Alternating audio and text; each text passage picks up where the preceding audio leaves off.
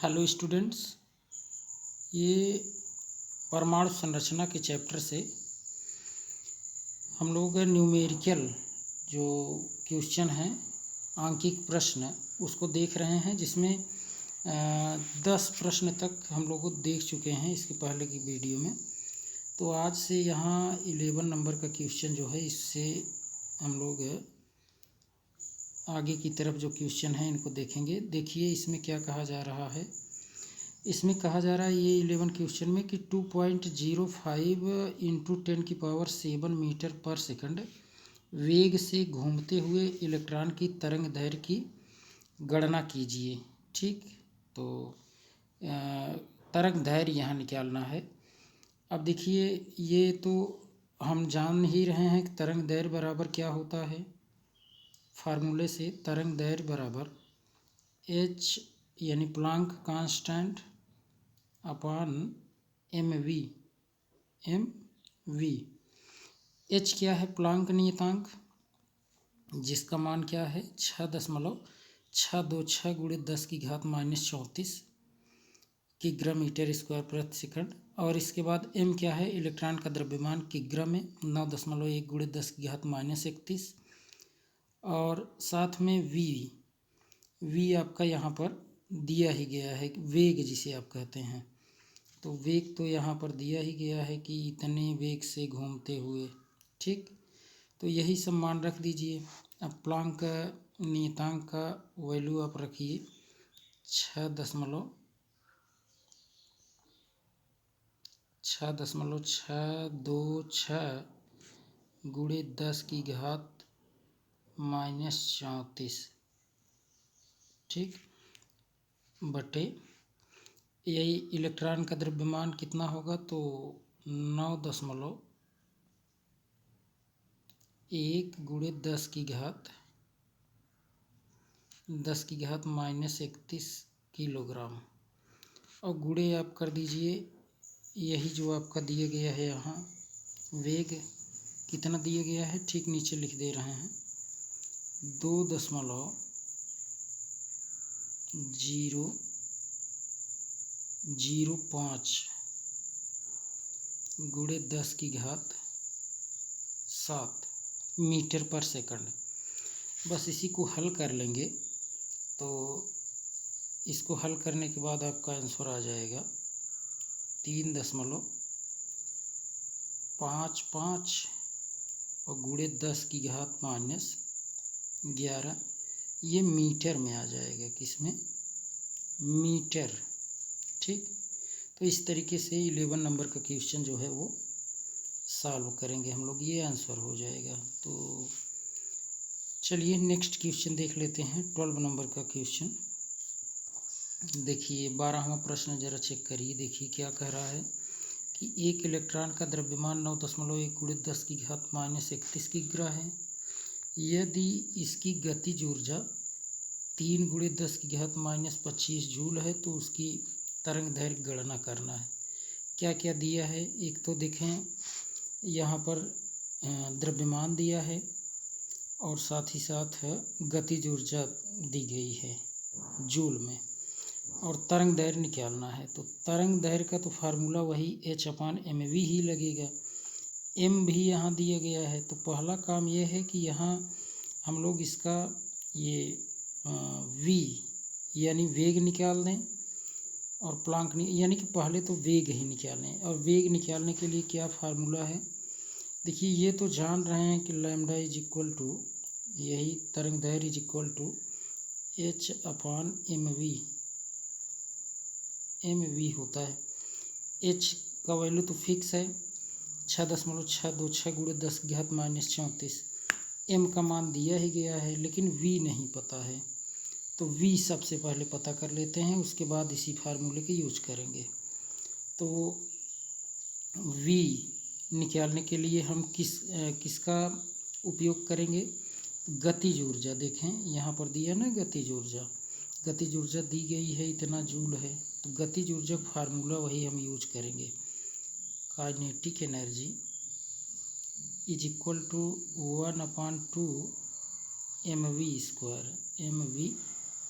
Square. ये formula use करेंगे।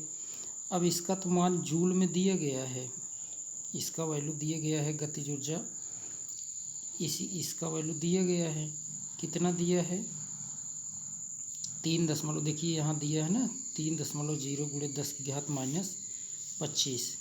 तो लिख लेते हैं इसको 3.0 मतलब 3 गुणे आप लिख सकते हैं -25।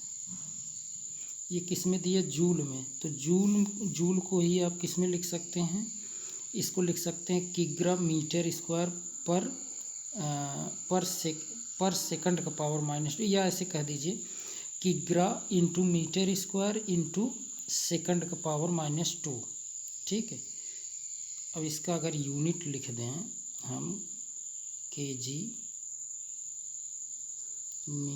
Into metre square into second का पावर -2, ये दिया गया है गतिज ऊर्जा। ये बराबर किसके है 1/2 गुणे वही m मतलब वो द्रव्यमान इलेक्ट्रॉन का कितना है 9.1 गुणे 10⁻31 किग्रा, kg में ये भी है। और v स्क्वायर तो ये तो हमें पता करना है, तो यहाँ लिख दे रहे हैं गुणे v स्क्वायर। तो v स्क्वायर हम लेंगे क्योंकि इसी का मान निकालना है। तो v square is equal to कितना हो जाएगा, तो देखिए यहाँ ऊपर देख लीजिए v square is equal to हम लिखेंगे ये आपका मान क्या क्या है देखें ज़रा सा। ये जो 2 देख रहे हैं 2, ये आपका इधर की तरफ आ जाएगा, तो आप इसी को लिख सकते हैं 2 गुणे 3.0 को 3 लिख सकते हैं गुणे 10⁻⁻25। ठीक। और बटे 9.1 गुणे 10⁻⁻31 9.1 गुणे 10⁻⁻31। ये तो v स्क्वायर आएगा। फिर जो मान आएगा, ठीक, जो मान आएगा उसका हम ले लेंगे क्या वर्गमूल ले लेंगे, तो v निकल के आ जाएगा। और v देखिए निकल के आ जाएगा, क्या लिखेंगे v इज इक्वल टू हम लिख लेंगे इसको सॉल्व करने के बाद 0.812 इंटू 10⁻³ इतना मीटर पर सेकंड आ गया। तो इसे याद रखे रहिए, ये आपका v आ गया। अब v आ गया तो आगे बढ़ते हैं। अब वही फार्मूले का यूज कर लेंगे हम लोग, जो lambda is equal to h/mv, इसी का यूज करेंगे। अब आप जान ही रहे हैं, सब कुछ पता है।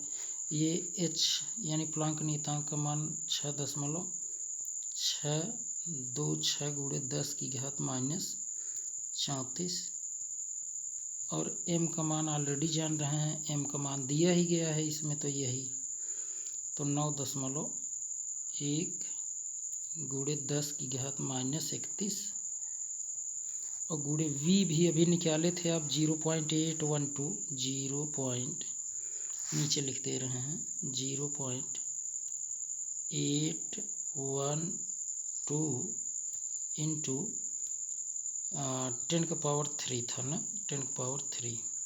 बस अब इसी को हल कर लेंगे। इसको हल करेंगे तो लैम्डा इज इक्वल टू क्या आ जाएगा, लैम्डा इज इक्वल टू आ जाएगा आपका, ये मीटर में आएगा, ध्यान दें। तो 0.8967 इंटू 10⁻⁻6। ठीक, इतना मीटर आ जाएगा। एंगस्ट्राम में अगर इसको बदलना है तो एंगस्ट्राम बदलना है तो ये हो जाएगा, यही पॉइंट इधर की तरफ आ जाएगा, तो 8967 एंगस्ट्राम आप लिख सकते हैं, या इसी को आप लिख सकते हैं 8967 एंगस्ट्राम लिख दीजिए।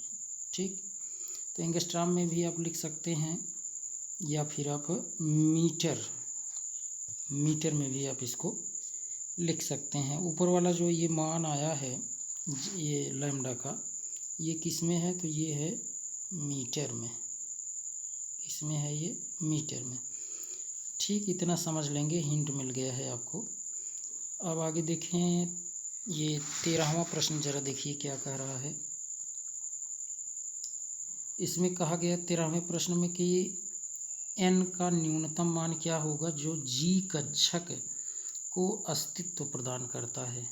n का मान मतलब यहाँ पर आपको ये बताना है कि ये मुख्य क्वांटम संख्या है, n का न्यूनतम मान क्या होगा जो g कक्षक को अस्तित्व प्रदान करता है। मतलब g कक्षक आप जान रहे हैं, जैसे s p d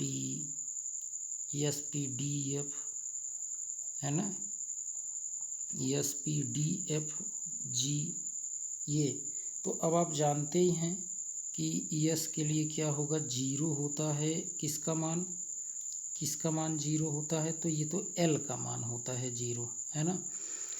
l का न्यूनतम मान देखिए, ये किसका निकालना है, l का मान। l s के लिए 0 होगा, p के लिए 1 होगा, d के लिए 2 होगा, f के लिए 3 होगा और g के लिए 4 होगा।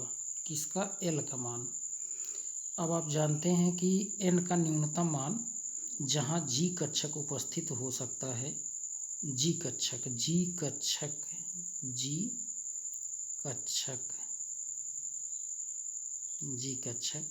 तो उसके लिए आप क्या लिख देंगे, यही l प्लस 1 लिख देंगे। तो अब इसको हल कर लीजिए, ऊपर इधर ले रहे हैं। तो l का मान कितना है, l का मान अभी आपने देखा यहाँ 4 है, और प्लस 1 कर देंगे तो कितना आ जाएगा, 5। ठीक, 5। वही देखिए n का मान 5 आया भी है। तो जब भी पूछा जाए तो इस तरीके से आप इसको कर लेंगे कि l का मान निकालिए, और उसके बाद g कक्षक के लिए अगर पूछा जाए कि n का न्यूनतम मान क्या होगा तो आप निकाल देंगे। ठीक है, g कक्षक के लिए n का मान है ये n इज इक्वल टू आया है, n इज इक्वल टू है ये l प्लस 1, तो ये 5 आ जाएगा। ठीक, आगे देखें, ये 14 नंबर का प्रश्न देखिए। परमाणु सल्फर दिया है, सल्फर का परमाणु क्रमांक 16, इसके अंतिम इलेक्ट्रॉन के लिए चारों क्वांटम संख्याओं का मान। तो देखिए सिंपल है इसका, तो इलेक्ट्रॉनिक कॉन्फ़िगरेशन पर सबसे पहले इलेक्ट्रॉनिक कॉन्फ़िगरेशन करिए। सल्फर दिया है, 16 क्रमांक होता है, इलेक्ट्रॉनिक विन्यास करेंगे 1s2 2s2 2p6, इसके बाद 3s2 और फिर 3p4। देखिए गिन लीजिए कितने हैं इसमें, टोटल इलेक्ट्रॉन कितने आ रहे हैं। तो 2 2 4 6 10 2 12 और 4 16। तो अब इसी 3p4 इसी की सहायता से सब आप निकालेंगे। n का मान निकालिए सबसे पहले। n का मान देखिए जो इसके पहले लिखा गया है यही n का मान यानी इसके कोस को बताता है, तो n इज इक्वल टू 3 हो गया। l क्या होगा आप चेक करिए, l अगर p दिया है तो आप जानते रहिए कि इसका मान क्या हो जाएगा, 1 हो जाएगा। क्या होगा, 1। p दिया है ना, s के लिए होता है 0, p के लिए 1, d के लिए 2, ठीक, f के लिए 3। तो इस तरीके n l हो गया। अब m निकालेंगे, m का मान निकालेंगे तो ये 1 अगर दिया है, वो भी चौथे इलेक्ट्रॉन के लिए आपको जानना है, तो m के लिए आप क्या लिखते हैं, देखिए यही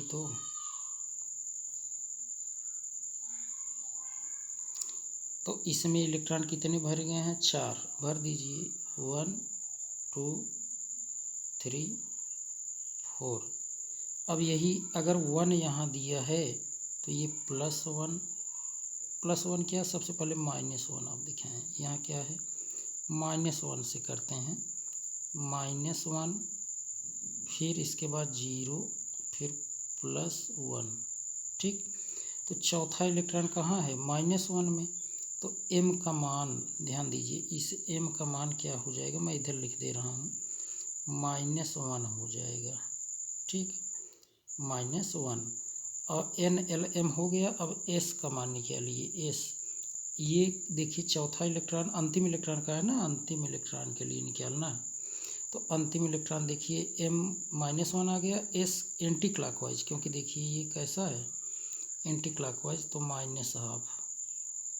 ठीक, समझ गए होंगे। अब N = कितना आया, 3 आया, L 1 आया, M कितना आया -1, S कितना आया -12। ठीक, अगला प्रश्न देखिए 15वां प्रश्न, 15 नंबर का प्रश्न। टाइटेनियम परमाणु क्रमांक 22 में अंतिम इलेक्ट्रॉन के लिए 4 क्वांटम संख्याओं का मान कर लेंगे। सिंपल सा है।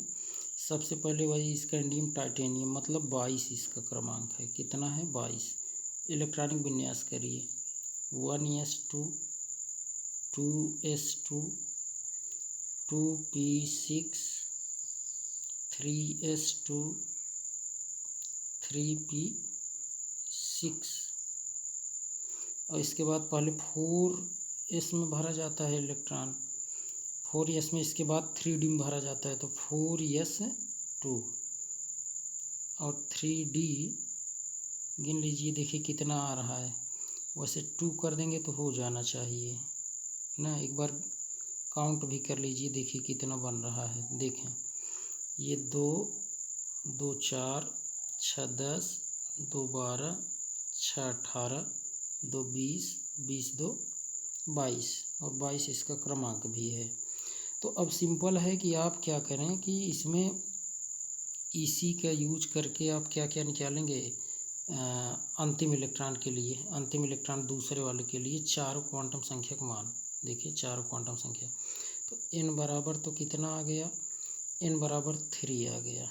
ठीक, l बराबर अगर पूछा जाए क्या आएगा, यहाँ d दिया है तो आप जान रहे हैं 2 हो जाएगा। अब m बराबर आप ज़रा चेक करिए, देखिए m बराबर m = क्या होगा, 2 है तो जानते हैं d में जाएगा, तो 1 2 3 4 कर देंगे 5 हो जाएगा। अब इसमें इलेक्ट्रॉन भर लीजिए, कितने इलेक्ट्रॉन भरना है, यही देखिए 3d2 है ना, तो 1 1 2 ये 2 इलेक्ट्रॉन है। तो अब इसमें अगर 2 दिया है तो इसका मतलब यहाँ -2 -1 0 0 फिर +1 और +2 तो अब m का मान कितना आया, तो m का मान पूछा जाए तो m = यहाँ लिख दे रहे हैं, m = देखिए कहाँ प्रवेश पाया है अंतिम इलेक्ट्रॉन, यहाँ -1। ठीक, और s = क्या हो जाएगा, क्लॉकवाइज ही है तो +12 1/2 +1/2 इस तरीके से कर लेंगे। ठीक, तो सिंपल है।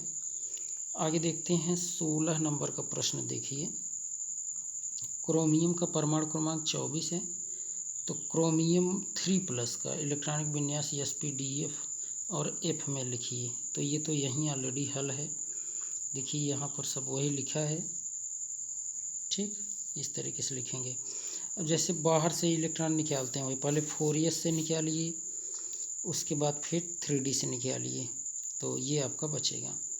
17वां प्रश्न देखिए, एक तत्व के f उपकोष में 7 इलेक्ट्रॉन हैं, इस f उपकोष के अंतिम इलेक्ट्रॉन की 4 क्वांटम संख्याओं का मान लिखिए।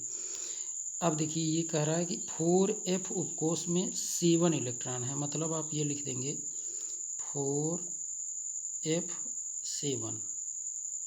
इसी के लिए आपको क्या क्या निकालना है, इसी के लिए n निकालिए। n बराबर कितना है, n बराबर हो जाएगा 4, तो 4 हो गया। l क्या होगा, f अगर दिया रहे तो जान लीजिए 3 होगा। अब m अगर पूछ रहा है m क्या होगा, तब कैसे निकालेंगे देखें, तो m बराबर आप ऐसे निकाल दीजिए, m बराबर पहले तो ये ऐसे बना लेंगे, तो अब इसमें जैसे देखिए ये 1 2 3 4 5 6, ठीक। अब इसमें इलेक्ट्रॉन भरने से पहले जैसे यहाँ -3 -3 -2 -1 0 +1 +2 +2 और यहाँ +3, ठीक। ऐसे कर लेंगे। अब इलेक्ट्रॉन भरिए 7, तो ये 1 2 3 4 5 6 और ये यहाँ जाएंगे 7। तो अंतिम इलेक्ट्रॉन देखिए कहाँ है, अंतिम इलेक्ट्रॉन यहाँ है, ठीक। +3 आएगा। कितना आएगा m का मान, तो m का मान हो जाएगा +3 m हो गया +3 आपका। अब s पूछा जाए तो वही क्लॉकवाइज है तो +½ ठीक, +½ तो इस तरीके से कर सकते हैं। अगला देखें 18 नंबर का प्रश्न है, SPD संकेतों को प्रयुक्त करते हुए निम्नलिखित क्वांटम संख्याओं युक्त उपकोषों को बताइए, ठीक। अब उपकोष बताना है। अगर n = 1 है तो इसका मतलब 1 लिख दो, 1 इसके a के लिए यहाँ लिख रहे हैं। तो और l = 0 है तो इसका मतलब s लिखना है, 1s हो गया, ठीक। अब इसके लिए b के लिए देखिए जरा, n 2 दिया है तो इसका मतलब 2 लिखना है, l 0 दिया है तो s लिखना है। ऐसे n 3 दिया है c में के लिए, n 3 दिया है 3 लिखिए, l 1 दिया है तो p लिख दो आप, ठीक। n 4 दिया है तो 4 लिख दो, l 2 दिया है तो d लिख दो, ठीक। तो यही इसका आंसर हो जाएगा, यही पूछा ही था इसमें, ठीक। आगे देखें ये 19 नंबर का प्रश्न जरा चेक करिए। 19 नंबर के प्रश्न में क्या कहा जा रहा है कि एक कण के वेग तथा स्थिति में अनिश्चितता क्रमशः दिया गया है। ये 5.27 × 10⁻24 मीटर/सेकंड तथा 10⁻10 मीटर है। तो कण का द्रव्यमान ज्ञात करना है। तो फार्मूला याद होना चाहिए वही हाइजेनबर्ग के अनुसार Δx into m into ΔV = हो जाएगा h/4π। ये अब इसमें ये m पूछ रहा है, तो आप निकाल दो m बराबर क्या होगा। तो m बराबर आप क्या लिखेंगे बताइए। ये सब तो ये जो देख रहे हैं इधर की तरफ मल्टीप्लाई हो जाएगा, ठीक। अब m जब निकालेंगे, m बराबर जब निकालेंगे तो क्या हो जाएगा, m बराबर आपका हो जाएगा h/, ये Δx इंटू ΔV इंटू 4π, ठीक, 4π। तो बस अब कुछ करना नहीं, मान रख दो। h का तो जानते ही हैं, h का वैल्यू कितना है, h का वैल्यू यहाँ से लिख दे रहे हैं। h का वैल्यू ये 6.626 × 10⁻34, ठीक। और बटे, अब वैल्यू मैं बोल दे रहा हूँ तो आप कर लेंगे, ठीक। अब जैसे देखिए Δx दिया है ना, तो Δx कितना हो जाएगा आपका, देखिए यहाँ दिया है ना क्रमशः एक कण के वेग तथा स्थिति। वेग क्या है, ये Δv, ये कितना दिया है यहाँ देखें 5.27 × 10⁻24।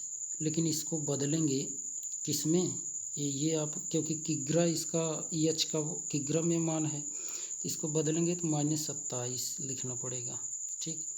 तो यहाँ पर ये इसका मान कितना रखना पड़ेगा, इसका मान रखना पड़ेगा 5.27 × 10⁻27, ठीक, -27 ये रखना पड़ेगा।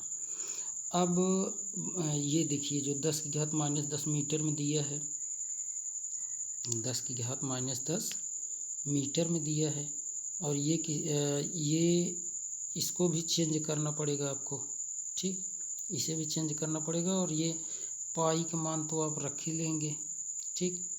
तो इस तरीके से आप इसको, अच्छा यहाँ देखिए जूल सेकंड में दिया है ना, जूल सेकंड में दिया है, जूल सेकंड में दिया गया है, तब भी तो आपको वही चेंज ही करना पड़ेगा। मतलब देखिए फिर से हम पूरा मान रख रहे हैं, यही जगह नहीं है यहाँ ना।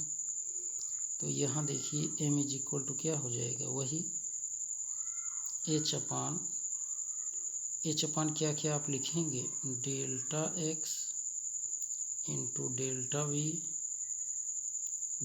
वी इंटू 4 पाई, ठीक। ये तो h का वैल्यू तो जान रहे हैं 6.626 गुणे 10 की घात -34 और बटे ये 5.27 गुणे 10 की घात -27, ठीक। ये और डेल्टा वी दिया है कितना, वी दिया है देखिए 10 की घात -10 मीटर है ना, मीटर है। तो इसको भी आप चेंज कर लीजिए, मीटर को इसको भी आप चेंज कर लेंगे तो देखिए कितना मिल जाएगा आपका, ये जिसे किग्रा में रहे, किग्रा में इसको बदल लीजिए किग्रा में, है ना। अब अगर इतना ये मीटर में दिए गए, अच्छा ये मीटर में दिए गया है ना, तो इसको तो यही रखिए, ठीक। वो क्योंकि कहाँ किस तरीके से चेंज कर पाए, ऑलरेडी ये SI यूनिट में है तो मीटर में, ये तो मीटर पर सेकंड था, तो ये भी मान आपका इसी में हो जाएगा थोड़ा सा। अच्छा मीटर ही पूरा अगर रखें आप, मीटर में ही अगर आप रखें, मीटर पर सेकंड में ही ये सब वैल्यू रखिए, ठीक। -27 नहीं -24 ही रखो, -24 ही रखिए, ठीक है। और इसके बाद ये 10 की घात -10 ये रखिए, और 4 पाई दिया है, 4 गुणे पाई का मान जानते हैं 22/7, 4 गुणे 22/7, या आप डायरेक्ट लिख सकते थे 3.14।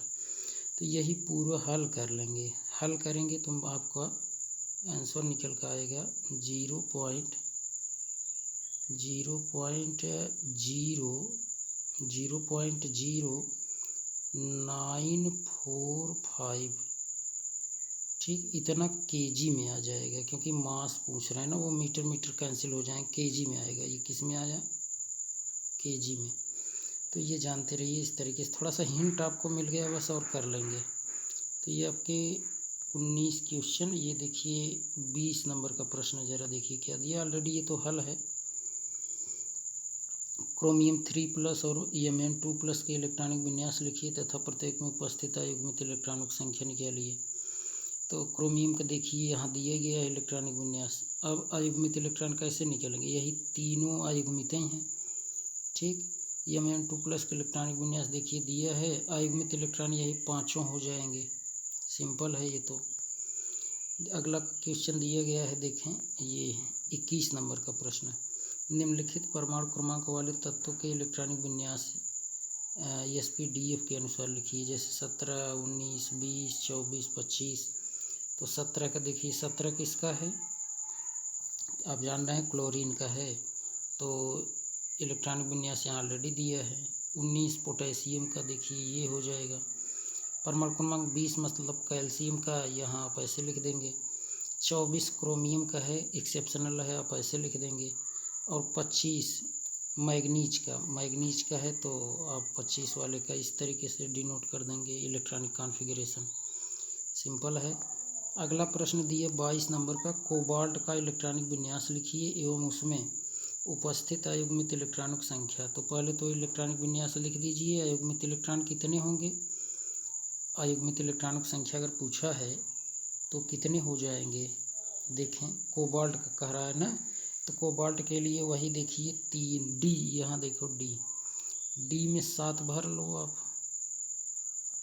2 3 4 5 6 कर लीजिए, और इलेक्ट्रॉन इसमें भर लीजिए। इलेक्ट्रॉन भरिए, देखिए 7 भरना है, 1 2 3 4 5 6 7 7 भर लिए 3D7। अच्छा ये हमने डी नहीं एफ बना दिए, देखिए डी के बनाना था ना, डी में तो यही 5 ही होगा।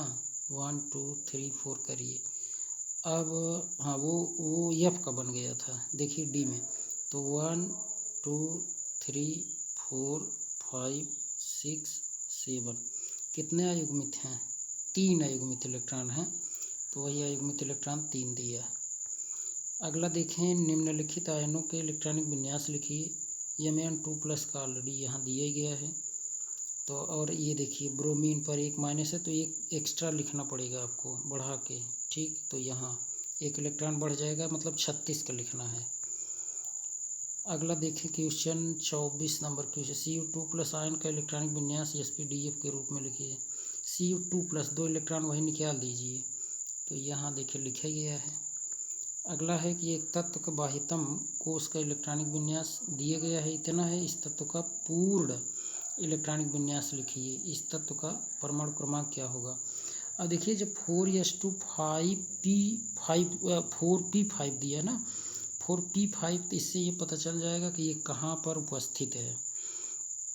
चौथे ये लास्ट में शुरू से लिखते आइए, यही लिख डालिए यहाँ तक, तो गिन लीजिए शुरू से वही, तो गिनेंगे तो परमाणु क्रमांक 35 आ जाएगा, ठीक। तो और कितने क्वेश्चन हैं अभी देखते हैं। 35 प्रश्न है, तो 25 के बाद, चलिए इसको 25 तक हुआ है, तो 10 प्रश्न हम लोग नेक्स्ट वीडियो में देखेंगे। आज के लिए इतना ही, धन्यवाद।